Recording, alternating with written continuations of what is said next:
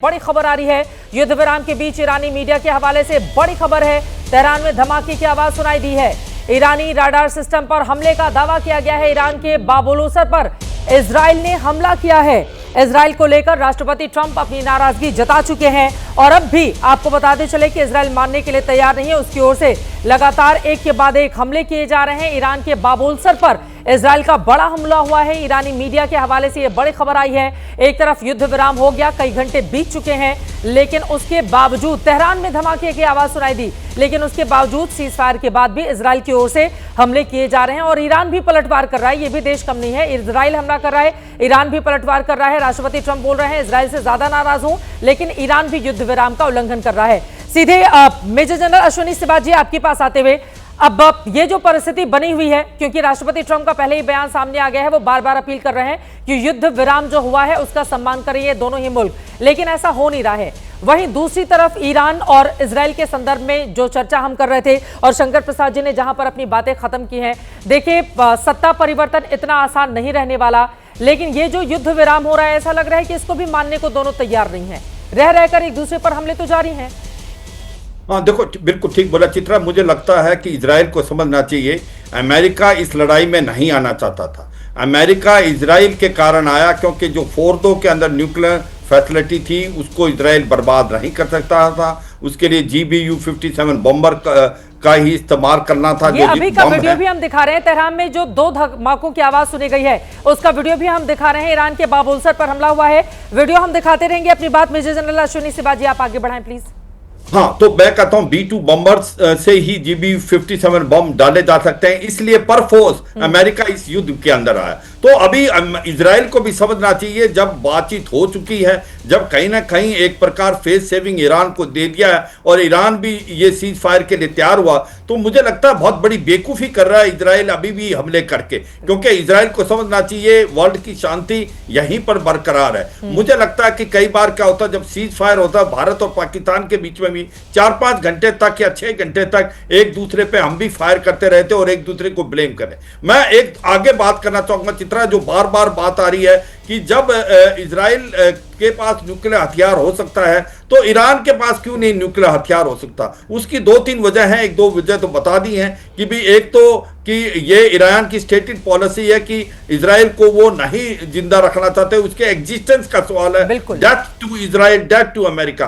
पर दूसरा एक और चीज है, वो इतना छोटा देश है, उसके पास सेकंड स्ट्राइक कैपेबिलिटी नहीं है। वो अगर ईरान एक न्यूक्लियर हथियार डाल देगा इजराइल पे तो इजराइल का तो पूरा अस्तित्व में मिट जाएगा। जब तक आपके पास सेकंड स्ट्राइक कैपेबिलिटी नहीं होती, आपका nuclear deterrence is no value.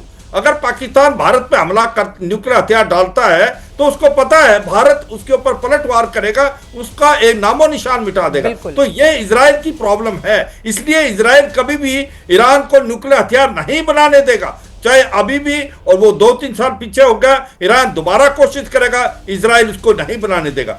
दूसरा क्वेश्चन आता है कि ये जो इसके प्रॉक्सी थे हिजबुल्लाह, होती और हमास, मुझे लगता है वो भी बहुत कमजोर हो गए हैं। इजराइल ने उनकी जो मिलिट्री कैपेबिलिटी है ऑलमोस्ट 70 to 80% डिग्रेड कर दी है और यही करता रहेगा इजराइल कि आने के वाले टाइम में उसको पता है कि हुड तो जो सांप का हुड ईरान है, मगर ये जो प्रॉक्सीज हैं इनको भी कमजोर करना बहुत जरूरी है अगर शांति चाहिए मिडिल ईस्ट पे। मुझे लगता है कि जो भी सिचुएशन अभी हुई है वो एक वर्ल्ड की शांति के लिए बिल्कुल ठीक है, लेकिन शांति की कीमत क्या होगी ये बड़ा सवाल है। आपने जो बातें की मेजर जनरल के सना जी आपके पास आते हुए, लेकिन ईरान रुक जाएगा ऐसा लगता नहीं है, क्योंकि उसके तेवर युद्ध विराम के बाद भी जिस तरह के सामने आ रहे हैं, खासतौर से परमाणु हथियारों को लेकर, लग नहीं रहा है कि इतनी जल्दी वो थमेगा या रुकेगा।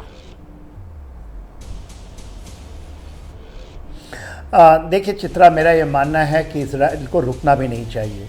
बीरशेबा के अंदर में आज जो 13 और 14 जब शुरू हुआ था ऑपरेशन राइजिंग लायन, तो मौतें हुई थी 24 के आसपास। आज 8 मौत हुई हैं और ये सीज फायर के बाद डोनाल्ड ट्रंप साहब कुछ भी कह लें और 30 घायल हैं। बीरशेबा यदि आप जानती हैं तो ये कोई ऐसा नहीं कि ये सेंट्रल ईरान में है, नेबतिन एयरबेस के पास में है और वो उनके जहाँ पर परमाणु ठिकाने हैं।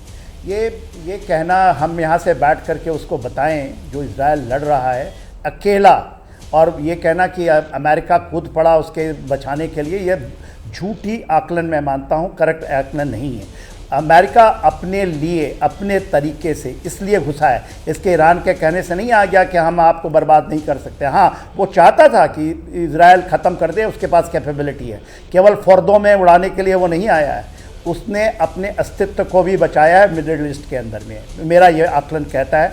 दूसरी बात, ठीक है, इसको मैनेज करना है, ये आप फ्रोजन कॉन्फ्लिक्ट्स हैं, ये कभी भी आपको इतने क्लियरिटी से नहीं मिलेंगे कि लड़ाई ख़त्म हो गई। क्या अभी आप ये बताइए कि हिजबुल्लाह हूती हमास ख़त्म हो गया? हूती ख़त्म हो गया, वो फायर कर रहा है, कतब हिजबुल्लाह तैयार बैठा है वहाँ। ये कभी भी भड़केंगे और ईरान को रुकना नहीं चाहिए अपने टर्म्स। यदि इतनी कुर्बानियाँ दी हैं, इतना ज़्यादा लड़ा है और बुर्खता होगी यदि वो इन चीज़ों को रोके।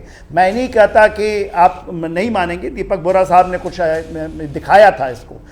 ये जो कहना ना कि लड़ाई रुक जाए, मानवता बच जाए, ये सब अच्छी हैं, हम सब फौजी हैं, हम नहीं चाहते कि वॉर हो, मगर वार का जो रूप है, जब आप डेथ मानना चाहते हैं कि एक देश को ही ख़त्म कर दें, उसका पूरा फ़र्ज और उसका अधिकार बनता है कि इसके ऊपर करें। फिर कोई कह रहा था कि इजराइल के पास परमाणु है, ईरान के पास, ये कोई सी तर्क ही नहीं है, बिल्कुल, ये तर्क ही नहीं है। एक फेल्ड स्टेट, एक आतंकवादी देश यदि बनाना चाहे, ये तर्क तो पाकिस्तान में भी लागू होता है। बिल्कुल। फिर हमारे पूरे के पूरे, और कोई कहता है कि second strike capability, north Korea के पास कौन सा सेकंड स्ट्राइक कैपेबिलिटी है? अमेरिका को रोक रखा है। ले लेती हूं मैं, बिल्कुल, वो आपकी बात पर ताली भी बजा रहे हैं, वो आपकी बातों का समर्थन कर रहे हैं। क्लोजिंग कमेंट जल्दी से दीपक बोहरा जी। अब प्रश्न क्या है आपका बेटा? मेरा प्रश्न ये है कि मामला थम गया या आगे और बढ़ेगा? आगे नहीं बढ़ेगा ज्यादा देर तक, ईरान के पास ताकत नहीं है आगे बढ़ने के लिए। मेरा मानना है कि वो जो अली खमेनेई साहब हैं वो ईरान में नहीं है, वो मॉस्को में बैठे हों, इसलिए विदेश मंत्री वहां गए थे उनसे पूछने के लिए अब हमको क्या करना चाहिए। मैम, एक चिंगारी चाहिए। मैंने ट्यूनीशिया में देखा, मैंने इजिप्ट में देखा, मैंने यमन में देखा, मैंने लीबिया में देखा, 1 2 10 व्यक्ति सड़क पे निकलते हैं, पूरा कारवां निकल चुकता है। और 20 30 40 50 साल से पुरानी जो हुकूमत होती है, मैंने जिम्बाब्वे में भी देखा है, वो डगमगाने लगती है, वो बदल जाती है। दुनिया को कुछ नहीं होने वाला है। इजराइल जो है वो जीना चाहता है, ईरान कहते हैं तू जी नहीं सकता। इजराइल से तो यही कहना है मैम, जितना ठोक सकते हो इस आतंकी रेजीम को, लोग नहीं मैं बात कर रहा, मैं सरकार की बात कर रहा हूं, जितना ठोक सकते हैं ठोकिए, आप मानवता को एक तोहफा देंगे। ठीक है, बहुत धन्यवाद आप तमाम मेहमानों का हमारे साथ चर्चा का हिस्सा बनने के लिए। लेकिन भारत की मौजूदा स्थिति यही है, युद्ध विराम अगर हुआ है तो उसमें भारत का भी हित छिपा हुआ है, क्योंकि ईरान और इजराइल दोनों से ही हमारे घनिष्ठ संबंध है और इसी वजह से हिंदुस्तान ने अपने आप को पूरी तरह से अलग रखा, ये कहते हुए कि मौजूदा वक्त युद्ध की इजाजत कतई नहीं देता। लेकिन युद्ध विराम के उल्लंघन की तस्वीरें भी लगातार सामने आ रही हैं। अब आगे क्या परिस्थिति बनती है इजराइल और ईरान के बीच में और इन सब के बीच, अब राष्ट्रपति ट्रंप आगे क्या करेंगे अगर इजराइल इसी तरह से हमले जारी रखेगा? तो लगातार एबीपी न्यूज की नजर बनी रहेगी। इसी के साथ एक छोटे से ब्रेक के लिए हम रुकेंगे। महादंगल में भी के लिए बस इतना ही। देश और दुनिया की तमाम खबरों के लिए आप देखते रहिए एबीपी न्यूज।